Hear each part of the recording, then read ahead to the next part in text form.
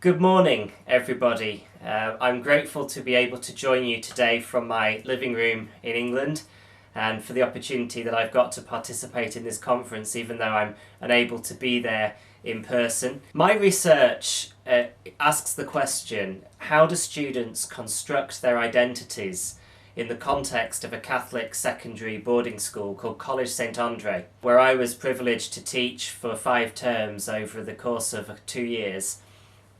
And I'm interested in how young Rwandans are performing their identities. In particular, I look at the discourses and the symbols that they draw upon as they position themselves in relation to others and as they make the transition from childhood to adulthood in the growing new Rwanda. I'm also interested, though, in how schooling affects the conditions of possibility that constrain or enable different modes of performance from the students. The findings that I'm going to discuss with you today very briefly come from about the last 5 or 6 years of my life, of which I spent 2 years teaching at a school on the outskirts of Kigali and observing as a participant observer what goes on not just in the classroom but also in the dormitories, in the dining hall, during the extracurricular activities and sport activities and in the places of worship in the school. I also conducted extensive interviews with students and parents and teachers and siblings. I spent time also with students in their homes and in the holidays, and I tried to get a real sort of 360-degree holistic sense of what's going on in the school. So my interest isn't in curriculum or pedagogy or testing, although all of those things are important. It's in how students are reinterpreting the messages that they receive through the formal curriculum. And I'm interested in the school as an institution with its own autonomous life world that exists beyond the reach of the state. And I'm interested not just in the hidden curriculum, but also the informal, student-led places in the school and some of the learning that takes place from the interaction between students, including also their interaction online with one another and the things that they might share with each other over social media. In that sense, my study is distinctly ethnographic, and taking stock of England and Leach's critique that frequently ethnographers interpret their data through their own meta-narratives, I've tried really hard in my study to allow my students to tell their own story in their own terms. A big part of my interest in looking at schooling in this way in Rwanda comes from some of the discomforts and problems that I've had getting to grips with much of the current literature on schooling. It's understood that young men played a particularly prominent role in the genocide 20 years ago. And so schooling is being used in Rwanda to construct a national citizenship, a national identity. What I frequently find is that researchers who go to Rwanda looking for ethnicity end up finding it. But ethnicity is not the dominant focus for Rwanda's national curriculum. History and politics education are not given nearly as much importance as science or entrepreneurship, for example. So, what were the main findings from my research over the past few years? Well, firstly, it's that St Andre's students' lives are characterised by ambiguity, uncertainty and anxiety, and competitive struggle. They live with the ambiguity of speaking a public script, understanding a national discourse that sometimes contradicts their personal, private experiences. They live with the hope that they will fulfill their dreams and aspirations that the new Rwanda holds for them, alongside an uncertainty and anxiety that they might fail. And they live with a competitive struggle, where on the one hand they value unity, but on the other hand they find division everywhere they turn. Secondly, I found that the curriculum content is not nearly as important as the informal learning that takes place in the home, the community, the church, that they receive through the media and from their peers. I also discovered that the institutional context of the school, insecurity and fear of harsh and arbitrary punishment, violence, inequality and social exclusion can play a bigger part in students' lives than the subject matter that they learn in the classroom.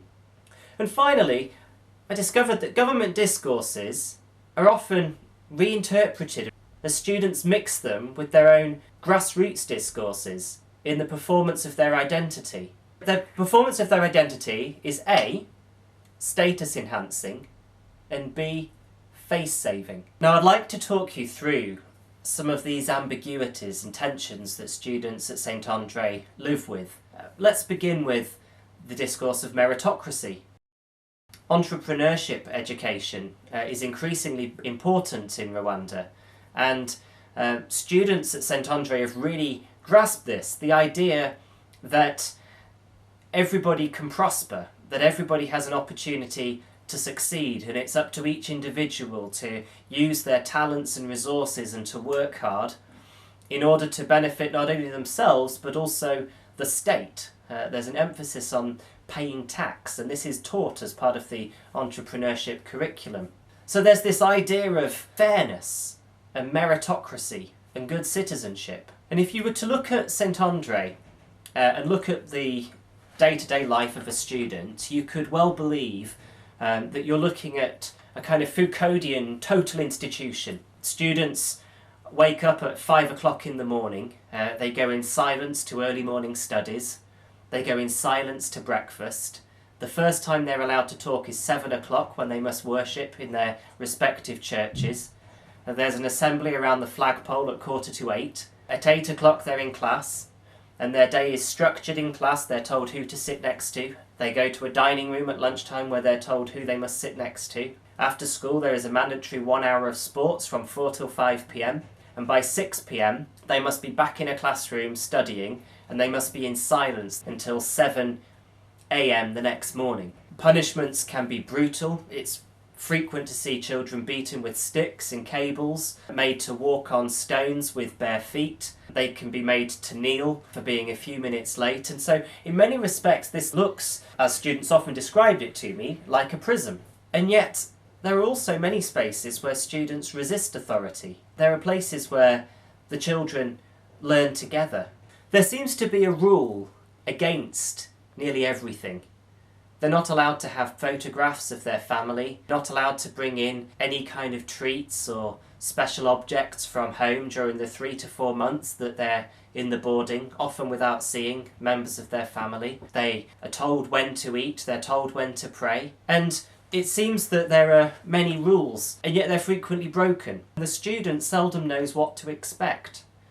Students can be excluded from the school for fairly minor misdemeanours. That one of my students was caught having his arm around a girl, and he was then beaten by the school principal and forced to leave the school. That had an effect on his life, meaning that he wasn't able to afford to go to a private school, and he still isn't in education today. And so this kind of arbitrary and capricious nature of discipline seems to contradict the idea of justice and meritocracy in national discourse. And students seem to find school to be a place where they learn that life is not fair. The Rwandan state is a secular state. All religions are given equal worth. School holidays are not based around a Christian calendar, but based around important national events, such as the commemoration of the genocide.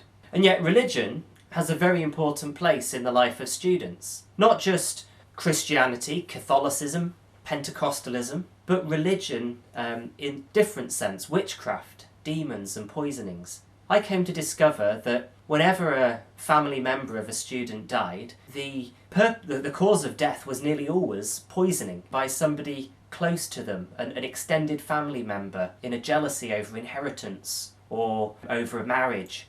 And these poisonings and the use of witchcraft and cursings intrigued me in the sense of how it related to students' Christian beliefs. I came to understand that witchcraft is used as a means of gaining financially or gaining in status in a way which isn't deserved. The sorts of deaths that students attribute to witchcraft would not be deaths of an elderly relative, because that could be explained through natural causes, but it tended to be unexpected deaths, when a young person is taken in their prime. Witchcraft seemed to me to be a way of coping with an unfairness or unexpected disappointment. Other anthropologists have looked at witchcraft this way in other contexts, such as Isaac Niehouse's work in South Africa, where he found that an increase in the belief in witchcraft coincided with many people's ways of dealing with their disappointments that they did not achieve the expected gains from the end of apartheid. Students also rejected witchcraft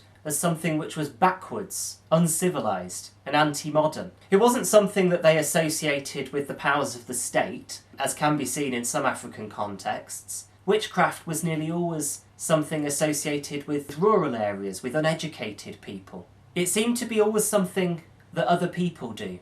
Those who are not willing to work hard to gain an education and to pursue wealth through legitimate means. In short, it was a way of delegitimising other people's success, but perhaps also a way of explaining and justifying one's own failure. I haven't succeeded because I'm a good Christian, and I'm not willing to use witchcraft like this person over here. Another discourse that was prominent in St. Andre for explaining unjustified and illegitimate gain is a story students tell about the Illuminati. It's a conspiracy theory tied up in hip-hop youth culture. I found that parents seldom understood or believed in the Illuminati. Teachers knew very little about the Illuminati. There was nothing on the national curriculum about it. And yet students would regularly share videos and documentaries, even in the Kinyarwanda language, with one another, warning each other about the risks and dangers posed by the Illuminati. The Illuminati control artists such as Chris Brown, Beyonce,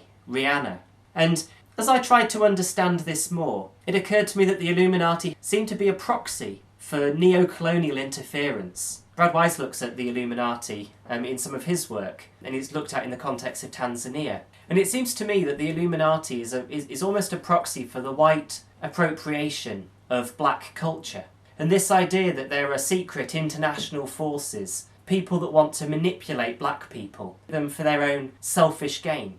And yet actually, within this discourse, we also find the nationalism and anti-colonialism that's prominent in many parts of the national curriculum. And students will combine and conflate both. They will discuss with me the Illuminati, and then they will be able to apply it to something that they've learnt in political science, about Western interference in Rwanda's past, about how it was the Belgian colonialists who divided Rwanda according to ethnicity, and that this is all part of a wider plan to divide and to rule black people. We also have in school the discourse of gender equality. No student would deny the idea that girls and boys have an equal right to access education, and that education and work should be equally available to females and males. But that doesn't stop there being deeply constructed notions of masculinity and femininity that persist. These constructed notions that children learn in the home,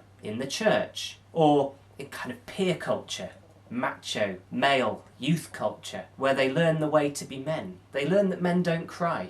They learn that men must be tough. Girls learn that although they can go to work, they must be beautiful and they must be domesticated. Finally, there's the national discourse about citizenship. Children are taught that you're not Hutu or Tutsi, but you're all Rwandan. At the same time, they're taught about the importance of remembering the genocide against the Tutsi, about the historic victimhood of Tutsi people. This is learnt in the classroom, and children at St. Andre were very good at writing the formulaic answers to questions that you would expect of them in a political science class. But once they were outside of the classroom, that's where ethnicity seemed to come alive. Particularly, there was a group called ARG, the Association of Child Genocide Survivors. This was an important group at the school. For those who joined it, it seemed to be a source of social capital, a family, a support network of people who would always look after one another. But for those who were unable to join, it was their worst fear. It was often said that it broke up friendships. In my interviews and in journals that students would keep and share with me, students often expressed to me disappointment when a friend would join the club